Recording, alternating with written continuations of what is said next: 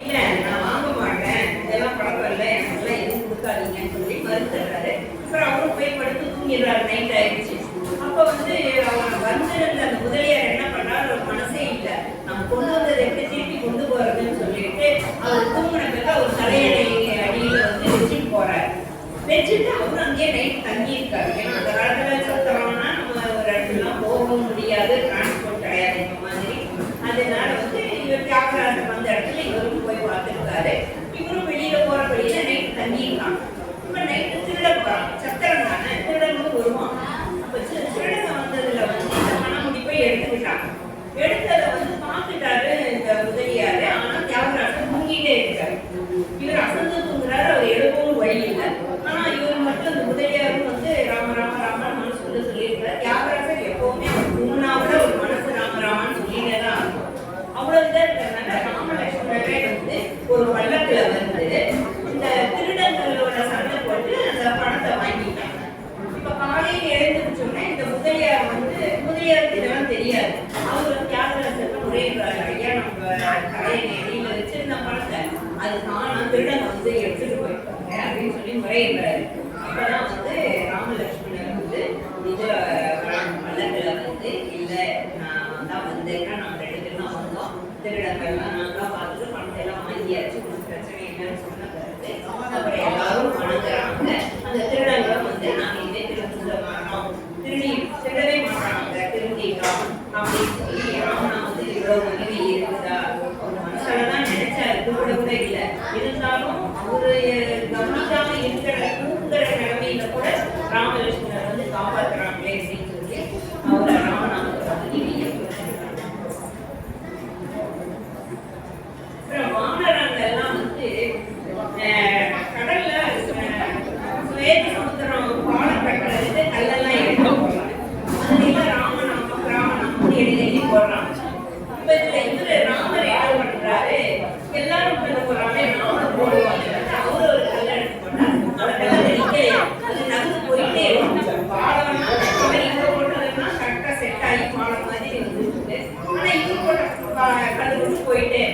அப்புறம் தான் அனுமன் சொன்னாரா, இதெல்லாம் ராமநாமம் பொறிச்ச கல்லு, நீங்க கொண்டது சாதா கல்லு, அதனால அது நிக்காது, ராமநாமம் அதுதான் அதாவது ராமருக்கே இல்லாத மகிமை ராமநாமம். இதே மாதிரிதான் ராமர் கடலை கடற்கரை சேது சமுத்திரத்தை கடற்கரை வர்ண பகவான வேண்டி இதெல்லாம் பண்ணி அதுக்கப்புறம் பாலம்லாம் கட்டினாங்க, போனாடுறாங்க. ஆனா இதே அனுமன் சேது சமுத்திரத்தை தாண்டி எனக்கு இங்க போய் சேர்க்கலாம். அது எப்படி பார்த்தாரு, வெறும் ராமநாமத்தை மட்டுமே ஜபிச்சுட்டு, ராமநாமத்தை மட்டும் ஜபிச்சுட்டே போய் எழிலா மைனாகமலை கார்த்திகை எல்லாம் வந்தாங்க. எல்லாரையும் ராமநாமம் ரொம்ப சின்னதா பெருசாலாம் எடுத்து அங்க இருந்து தப்பிச்சு சீதையும் போய் பார்த்தாங்க. அசோகவனத்துல போன உடனே சீதை உயிரை மாச்சுக்கிற மாதிரி நிலைமையில இவரு சுபாவனத்துல போய் உட்காந்து அங்க ராமகாதை அங்க வரைக்கும் நடந்த கதையை சொல்லுவாங்க. சீதை அந்த எண்ணத்தை விட்டுறாங்க, அங்க சீதையை காப்பாற்றுறாங்க. அப்புறம் பரதன் இந்த ராமன் எல்லாம் முடிஞ்ச பிறகு 14 வருஷம் முடிஞ்சிருச்சேன்னு சொல்லிட்டு ராமர் வரலையே நந்தி கூட்ட சொல்லியிருப்பாங்க. அதுக்குள்ள குறித்து போகும்போது அனுமர் ராமரோட நாமம் முடிச்ச மோதரம் அந்த நெருப்பையும் முட்டி வச்ச நெருப்பையும் கையால வச்சு முட்டி இது பண்ணிட்டாரு. ராமர் தான் அப்படின்னு சொல்லி சொல்றாரு. உடனே காரணம் அந்த பரதனையும் இங்க காப்பாற்றுறாரு. அதேமாரி ராமநாமம் எப்போதுமே ஒரு தடவை அபிஷேகம் எல்லாம் முடிஞ்ச பிறகு சீதை என்ன பண்றாங்க, சரஸ்வதி தேவி ஒரு தடவை சீதைக்கு முத்து மாலை கொடுத்துருவாங்க. அந்த முத்து மாலை அனுமருக்கு என்ன பரிசு கொடுக்கறதுனால அனுமருக்கு அந்த பரிசு கொடுத்துறாங்க.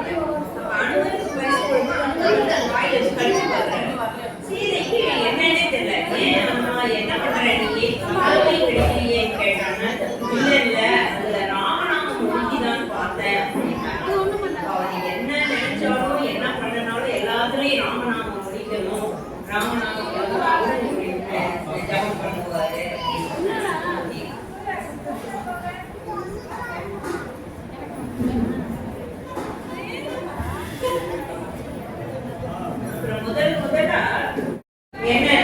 பேர் ரத்னாகர். அவங்க வந்து வேடுவர் துறையில வந்து அவ்வளவு வருமானம் இல்லைன்னு கொள்ளையடிக்க ஆரம்பிச்சாங்க. இந்த மாதிரி டிரான்ஸ்போர்ட் இல்லைங்களா, எல்லாம் ரோடெல்லாம் காலியா இருந்தாதான் இருக்கும். ஆனால் வர போறவங்க எல்லாம் நடந்துதான் போகணும். அவங்கள்ட்ட கொள்ளையடிச்சு அந்த பணத்தை தான் கொடுத்துட்டு இருந்தாரு. அப்ப நாரதர் ஒரு தடவை வராரு. அப்ப நாரதர் கேட்கிறாரு, இவ்வளவு பாவம் பண்றையே, உனக்கு வந்து அது தப்பா தெரியலையா, உயிர் வாழ்றதுக்காக இப்படியா பண்ணுங்க அப்படின்றாரு. அப்ப வந்து இந்த ரத்னாகர் என்ன சொல்றாரு, நான் என் குடும்பத்துக்காக தானே செய்யறேன், சந்தோஷமா இருக்காங்க, நல்லா இருக்காங்க, நாளைக்கு வந்து என்ன பார்த்துப்பாங்க அப்படின்றாரு. சரி, நீ வீட்டுக்கு போய் இந்த பாவம் எல்லாம் உனக்குதான் சேரும், அதனால நீங்க அவங்க இந்த பாவத்துல பங்கு கேட்டுப்பாரு, நீங்க பங்கு எடுத்துக்கலாம், ஆளு கொஞ்சம் அம்மா கொஞ்சம் வயிறு கொஞ்சம் பையன் கொஞ்சம் அப்பா கொஞ்சம் எல்லாரும் பங்கு போட்டு தெரியுங்களா அப்படின்னு சொல்லி கேட்டோன்னா அவங்க தான் பாவத்திலேயே நாங்க பங்கு போட்டுக்கோங்க, புண்ணியம் தான் சொல்ல நாங்க பங்கு போட்டுக்கிறோம், பாவம் உணவுக்கு தான் சேர்ந்ததுன்னு சொல்லி சொல்றாங்க. இவர் ரொம்ப வெறுத்து போயிடுறாரு. வந்து நாரதர் சொல்றாரு, இந்த மாதிரி சொல்றாங்களே, நான் ரொம்ப ஏமாந்தேன், நான் இவங்களுக்காக இந்த ஒரு நாள் கஷ்டப்பட்டேன், அதெல்லாம் சொல்றேன், இதுதான் உலக நிலையம், நீ வந்து இந்த மாதிரி எல்லாம் நம்பி இருக்க கூடாது, நீ வந்து இப்ப ராமராஜவி நீ வந்து நல்லா திரும்பிடும், பாவம் எல்லாம் போயிடும் அப்படிங்கிறாரு. ராமன் சொல்ல சொன்னா அதுக்கு ராமன் சொல்ல வரல, மராமரான்னு சொல்றாரு. அப்பதான் இவரு என்ன பண்றாரு, சரி மராமரான்னு சொல்றீங்கல்ல, அதையே சொல்ல, தொடர்ந்து சொல்லு அப்படின்னு சொல்லி ஒரு இடத்துல தவம் பண்ற மாதிரி உட்கார்ந்து மராமரான்னு கண்ணை மூடி ராமரையே நினைச்சுட்டு சொல்றாரு. கடைசியில அவருக்கு ராமன் வந்துருச்சு. அவருக்கு சுத்தி முத்து வளர்ந்துருச்சு. முத்து வளர்ந்தது கூட தெரியல அவருக்கு. அப்புறம் நாரதர் கொஞ்ச நாள் கழிச்சு வந்து பாக்குறாரு, இங்க இருந்த வாழ்க்கைய காணாம பார்த்தாங்க.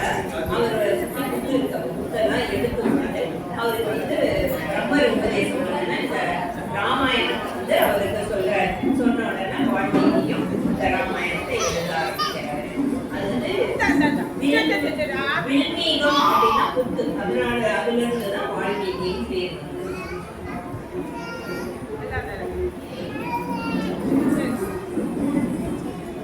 இப்ப தியாகராஜர் அவரு என்ன பண்றாரு, ஒரு தடவை வந்து ராமநாமம் ஜபிச்சுட்டு இருக்காரு. அப்ப 21 வருஷங்கள் ஜபிக்கிறார். 13 கோடி முறை ஜபிக்கிறார்.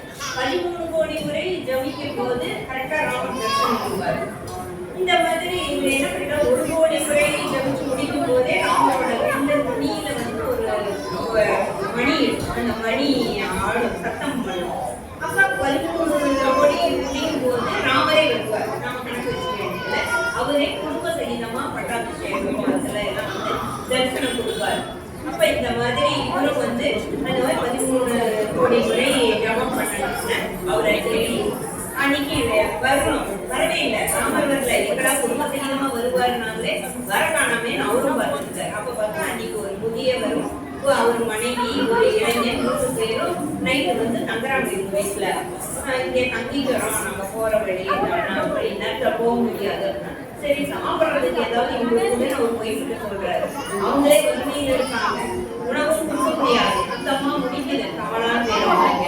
அவங்க என்ன பண்றதுன்னு தெரியல, உபசரிக்கவும் முடியல, இது சொல்லிட்டாரு.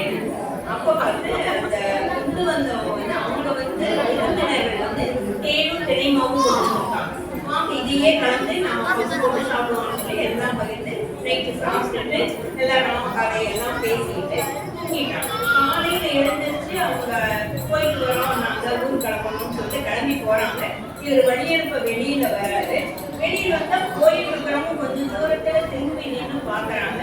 பார்த்தா ராமரும் சீதை லட்சுமணன் 3 பேர் வந்து அவருக்கு காட்சி கொடுக்குறாங்க. அதாவது ராமர் வந்து நம்ம கரெக்டா நம்ம ஜபம் பண்ணிட்டு இருந்தோம், உண்மையா நேர்மையா பண்ணணும், நம்பிக்கையோட பண்ணணும்னா அவர் குடும்ப சகிதமாவே வந்து நமக்கு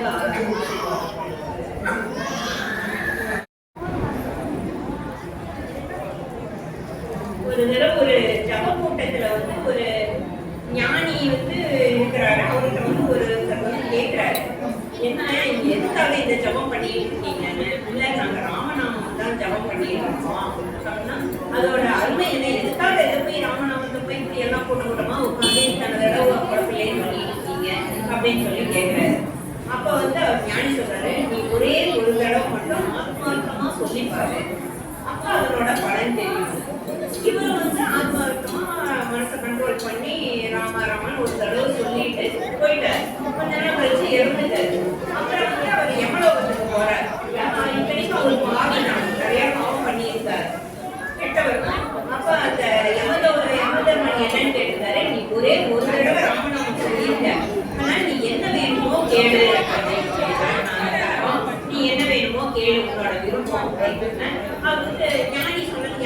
வந்து எப்பவுமே ராமநாமத்துக்கு ஈடு எதுவுமே இல்லைன்னு ஞானி சொல்லியிருக்காரு.